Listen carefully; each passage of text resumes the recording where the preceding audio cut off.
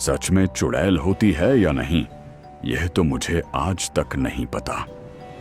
लेकिन उस रात मेरे और मेरे मामा राहुल के साथ जो हुआ, उसे याद करके आज भी मेरी रूह कांप उठती है।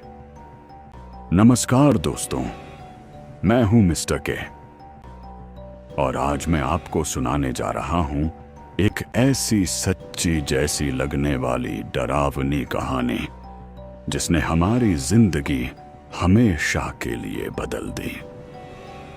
राहुल मेरे मामा थे। पिछले 15 सालों से पूरे भारत में ट्रक चलाते थे। लोग कहते थे कि उन्हें हर सड़क, हर हाईवे और हर जंगल का रास्ता याद है। लेकिन एक जगह का नाम सुनते ही उनके चेहरे का रंग उड़ जाता था, काला घाट जंगल। एक दिन गर्मियों की छुट्टियों में मैंने जिद की कि मैं भी उनके साथ ट्रक में लंबा सफर करूंगा। पहले तो उन्होंने साफ मना कर दिया, बेटा, ट्रक की नौकरी बाहर से जितनी आसान दिखती है, अंदर से उतनी ही खतरनाक है। लेकिन मेरी जिद के आगे उन्हें हार माननी पड़ी। अगले दिन सुबह हम कोलकाता से राजस्थान के लिए माल लेकर निकल पड़े। पहला दिन बिल्कुल सामान्य था। रास्ते में ढाबे, टोल प्लाजा और लंबी लंबी सड़कें। रात को हम एक ढाबे पर रुके। वहां एक लगभग 70 साल का बूढ़ा आदमी हमारी टेबल के पास आया। उसने राहुल मामा की तरफ देखा और बोला, आज रात अगर 12 बजे के बाद काला घाट जंगल पहुंचना तो किसी भी हालत में सड़क किनारे खड़ी किसी औरत को लिफ्ट मत देना, चाहे वह रो रही हो, चाहे मदद मांग रही हो। मैं हंस पड़ा। बाबा, आज के जमाने में भी ऐसी बातें कौन मानता है? लेकिन बूढ़ा मेरी तरफ देखने लगा। उसकी आंखें बिल्कुल लाल थीं। उसने धीरे से कहा, जिसने भी मेरी बात नहीं मानी वह कभी वापस नहीं आया। इतना कहकर वह बिना पीछे देखे अंधेरे में गायब हो गया। मैंने इसे मजाक समझा, लेकिन राहुल मामा पूरे रास्ते चुप हो गए। करीब रात के 12:30 बजे हम एक सुनसान जंगल वाले रास्ते पर पहुंच चुके थे। चारों तरफ घना अंधेरा, मोबाइल में नेटवर्क नहीं, बारिश शुरू हो चुकी थी। अचानक धड़ाम, ट्रक जोर से हिला, इंजन बंद हो गया। राहुल मामा ने कई बार स्टार्ट करने की कोशिश की, लेकिन इंजन चालू ही नहीं हुआ। मैं नीचे उतरकर देखने लगा। तभी जंगल के अंदर से पायल की छन छन छन की आवाज आने लगी। मैंने टॉर्च घुमाई। दूर सफेद साड़ी में कोई औरत धीरे धीरे हमारी तरफ चली आ रही थी। उसके लंबे बाल चेहरे पर थे और उसके पैर उल्टे थे। मैं डर के मारे चिल्ला पड़ा, मामा, कोई हमारी तरफ आ रहा है। राहुल मामा ने जैसे ही उसे देखा, उनके चेहरे का रंग उड़ गया। उन्होंने तुरंत ट्रक का दरवाजा बंद किया और कांपती आवाज में कहा, खिड़की मत खोलना, चाहे कुछ भी हो जाए। लेकिन अगले ही पल ट्रक के दरवाजे पर किसी ने दस्तक दी और बाहर से एक औरत की आवाज आई, बेटा, दरवाजा खोल दो, मुझे घर जाना है। ट्रक के दरवाजे पर लगातार दस्तक हो रही थी। बाहर से वही मीठी आवाज, बेटा, दरवाजा खोल दो, मैं बहुत देर से भटक रही हूं। मैंने डरते हुए खिड़की से बाहर झांकने की कोशिश की। तभी राहुल मामा ने मेरा हाथ कसकर पकड़ लिया। बिल्कुल मत देखना। उसकी आंखों में जिसने भी देखा वह कभी पहले जैसा नहीं रहा। मामा के माथे पर पसीना था। मैंने पहली बार उन्हें इतना डरा हुआ देखा। अचानक दस्तक बंद हो गई। पूरा जंगल फिर से शांत हो गया। मुझे लगा शायद वह औरत चली गई, लेकिन तभी ट्रक की छत पर किसी के चलने की आवाज आने लगी। धप धप धप। ऐसा लग रहा था जैसे कोई नंगे पैर ट्रक की छत पर धीरे धीरे घूम रहा हो। मैंने कांपते हुए पूछा, मामा, ऊपर कौन है? राहुल मामा ने कोई जवाब नहीं दिया। उन्होंने जेब से भगवान हनुमान की छोटी सी तस्वीर निकाली और हाथ जोड़कर धीरे धीरे हनुमान चालीसा पढ़ने लगे। उसी समय ट्रक के शीशे पर किसी ने अपने लंबे नाखून घसीटने शुरू कर दिए। शीशे पर 4 लंबी खरोंचें बन गईं। मेरी सांसें तेज हो गईं। मैंने हिम्मत करके सामने देखा, और जो देखा उससे मेरे पैरों तले जमीन खिसक गई। ये औरत अब ट्रक के बिल्कुल सामने खड़ी थी, लेकिन इस बार उसके बाल हट चुके थे। उसका चेहरा इंसान जैसा नहीं था। आंखें पूरी काली, होठों से काला खून बह रहा था, और उसकी मुस्कान इतनी भयानक थी कि मैं चीख भी नहीं पाया। वह धीरे धीरे मुस्कुराई और बिना होंठ हिलाए उसकी आवाज हमारे कानों में गूंजी, राहुल, तुम फिर लौट आए। राहुल मामा का चेहरा पीला पड़ गया। मैंने घबराकर पूछा, मामा, ये आपका नाम कैसे जानती है? कुछ देर तक वह चुप रहे, फिर कांपती आवाज में बोले, 10 साल पहले इसी जंगल में मेरी मुलाकात इससे हुई थी। उस रात मैंने भी इसे एक साधारण औरत समझकर ट्रक में बैठा लिया था, लेकिन कुछ किलोमीटर बाद जब मैंने पीछे मुड़कर देखा तो उसके पैर उल्टे थे और फिर वह अचानक गायब हो गई।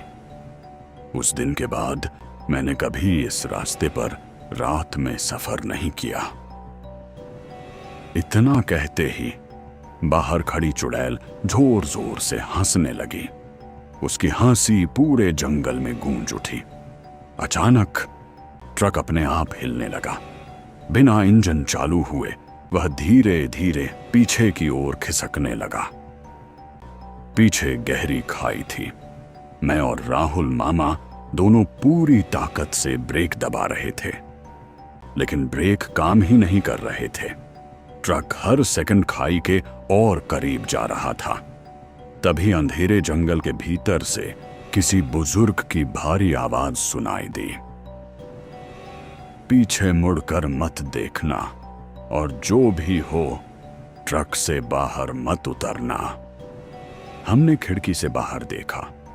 दूर एक लालटेन लिए कोई साधु खड़ा था, लेकिन अगले ही पल वह साधु भी अचानक धुएं की तरह गायब हो गया। और उसी समय ट्रक का इंजन अपने आप चालू हो गया। ट्रक का इंजन अचानक अपने आप चालू हो गया। राहुल मामा ने बिना एक पल गंवाए एक्सेलरेटर दबा दिया। भारी ट्रक तेजी से आंध्रा सुबह के समय के बढ़ने लगा। मैंने राहत की सांस ली ही थी कि तभी रियर व्यू मिरर में मेरी नजर पड़ी। वही सफेद साड़ी वाली चुड़ैल ट्रक के पीछे सड़क पर नहीं दौड़ रही थी, बल्कि हवा में उड़ती हुई हमारे बराबर बराबर चल रही थी। उसकी आंखें पूरी तरह काली थीं और वह लगातार मुस्कुरा रही थी। मैं डर के मारे चिल्लाया, मामा, वो अभी भी हमारे पीछे है। राहुल मामा ने शीशे की तरफ देखा तक नहीं। उन्होंने कहा, पीछे मत देखना, जितना उसे देखोगे उतनी ताकत उसे मिलती जाएगी। अचानक ट्रक की सभी हेडलाइटें बुझ गईं। चारों ओर घना अंधेरा छा गया। केवल इंजन की आवाज और बारिश की बूंदें सुनाई दे रही थीं। कुछ सेकंड बाद हेडलाइट अपने आप जल उठी, लेकिन इस बार सड़क पर कोई रास्ता नहीं था।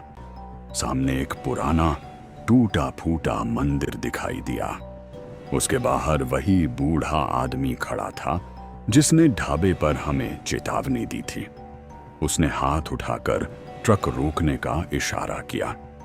राहुल मामा ने तुरंत ब्रेक लगाया।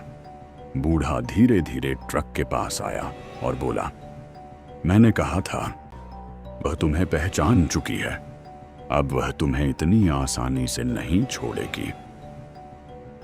उसने अपनी झोली से राख की एक छोटी सी पुड़िया निकाली। इसे ट्रक के चारों टायरों पर छिड़क दो और यह ताबीज अपने गले में पहन लो। सूर्योदय होने तक इस जंगल से बाहर निकल जाओ। राहुल मामा ने वैसा ही किया। जैसे ही आखिरी टायर पर राख डाली, जंगल में अचानक तेज हवा चलने लगी। पेड़ ऐसे हिलने लगे मानो कोई अदृश्य शक्ति उन्हें जड़ से उखाड़ देना चाहती हो। फिर एक दिल दहला देने वाली चीख पूरे जंगल में गूंज उठी, राहुल, तुम बच नहीं पाओगे। मैंने डरते हुए मंदिर की तरफ देखा, लेकिन बूढ़ा वहां नहीं था। वह मानो हवा में गायब हो चुका था। राहुल मामा ने धीरे से कहा, अब समझ आया, वह कोई साधारण इंसान नहीं था, शायद इस मंदिर का रक्षक था। हमने फिर ट्रक आगे बढ़ाया।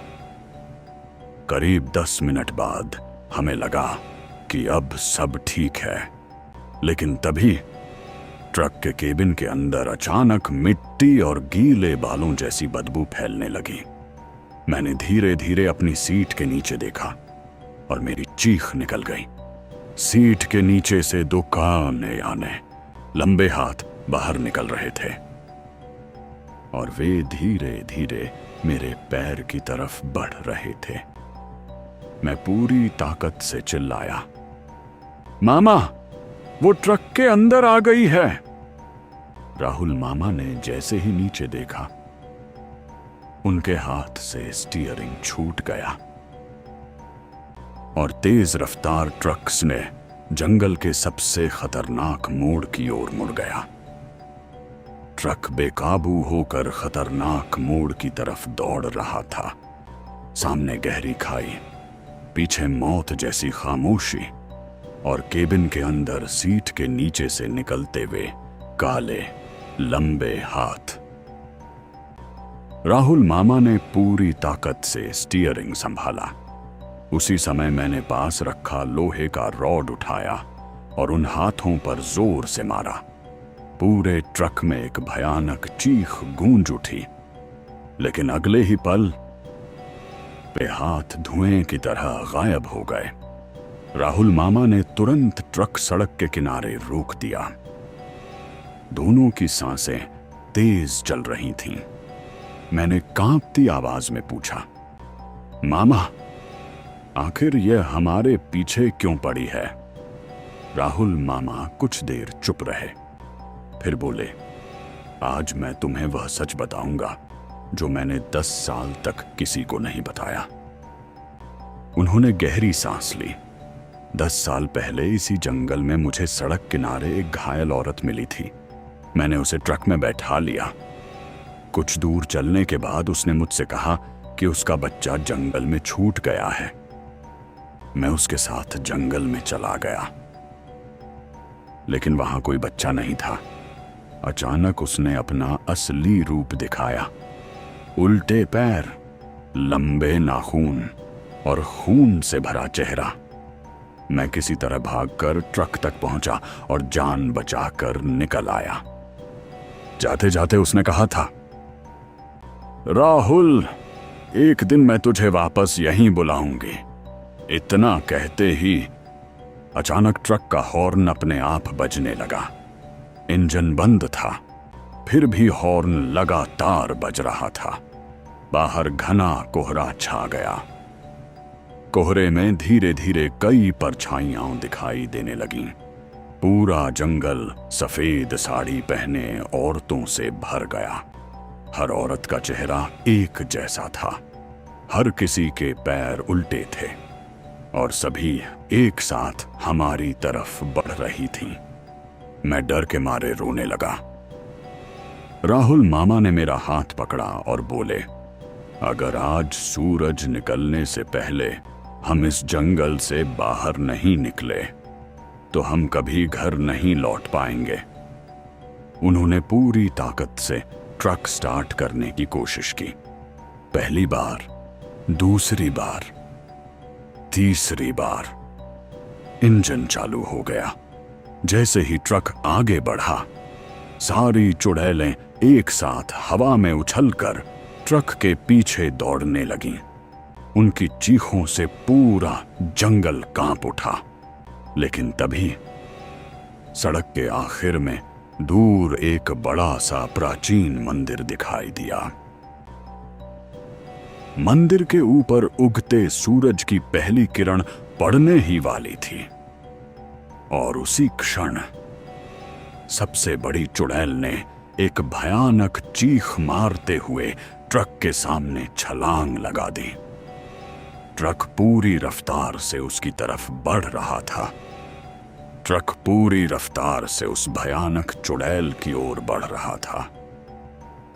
मैंने अपनी आंखें कसकर बंद कर लीं।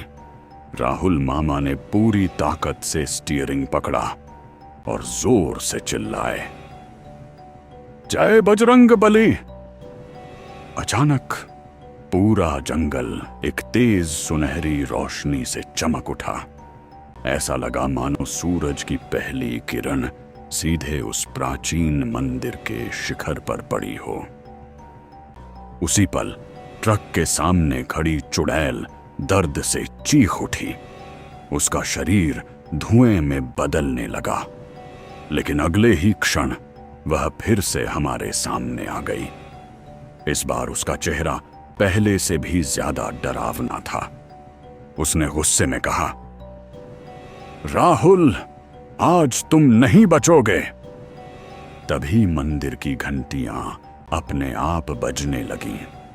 घंटियों की आवाज पूरे जंगल में गूंज उठी। मंदिर के दरवाजे अपने आप खुल गए। वहीं से वही रहस्यमयी बूढ़ा बाहर निकला जिसने ढाबे पर हमें चेतावनी दी थी। लेकिन इस बार उसके चेहरे पर एक अजीब तेज था।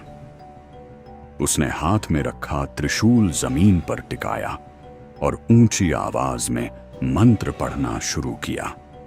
जैसे जैसे मंत्रों की ध्वनि तेज होती गई, चुड़ैल पीछे हटने लगी। उसकी चीखें पूरे कक जसल में गूंजने लगीं। कुछ ही सेकंड में उसके पीछे खड़ी सैकड़ों सफेद साड़ियों वाली परछाइयां भी धुएं में बदलने लगीं। आसमान में काले बादल छूट गए। सूरज की रोशनी पूरे जंगल में फैल गई। एक आखिरी भयानक चीख के साथ वह चुड़ैल हवा में गए। सूरज की रोशनी पूरे जंगल में फैल गई। एक आखिरी भयानक चीख के साथ वह चुड़ैल हवा में विलीन हो गई। जंगल में अचानक गहरा सन्नाटा छा गया। राहुल मामा और मैं कांपते हुए ट्रक से नीचे उतरे। हमने उस बूढ़े को धन्यवाद कहना चाहा, लेकिन वहां कोई नहीं था। न त्रिशूल, न कोई साधु।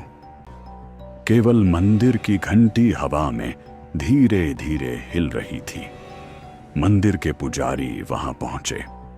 उन्होंने हमारी पूरी बात सुनी और फिर बोले, बेटा, इस जंगल में कई साल पहले एक औरत की दर्दनाक मौत हुई थी। कहते हैं उसकी बेचैन आत्मा रात में राहगीरों को डराती थी, लेकिन आज के बाद शायद वह कभी वापस न आए। हमने भगवान को प्रणाम किया और वहां से निकल गए। घर लौटने के बाद राहुल मामा ने कसम खाई कि वे कभी रात में उस जंगल वाले रास्ते से ट्रक नहीं चलाएंगे। लेकिन कहानी यहीं खत्म नहीं हुई। करीब 1 महीने बाद मैंने ट्रक की सफाई करते समय ड्राइवर की सीट के नीचे एक पुरानी चांदी की पायल देखी। मैंने उसे हाथ में उठाया। उसी समय मेरे मोबाइल पर बिना किसी नंबर के एक कॉल आया। जैसे ही मैंने हेलो कहा, दूसरी तरफ से एक धीमी और ठंडी आवाज सुनाई, आईदी, मैं अभी भी तुम्हारे साथ हूं। कॉल तुरंत कट गया। मैंने घबराकर पायल को देखा। उसमें से अपने आप छन छन छन की आवाज आने लगी। मैंने उसी पल वह पायल मंदिर में चढ़ा दी। उस दिन के बाद फिर कभी वह आवाज नहीं सुनाई दी। लेकिन आज भी जब राहुल मामा उस जंगल के पास से दिन में भी गुजरते हैं तो बिना रुके भगवान का नाम लेकर ही आगे बढ़ते हैं।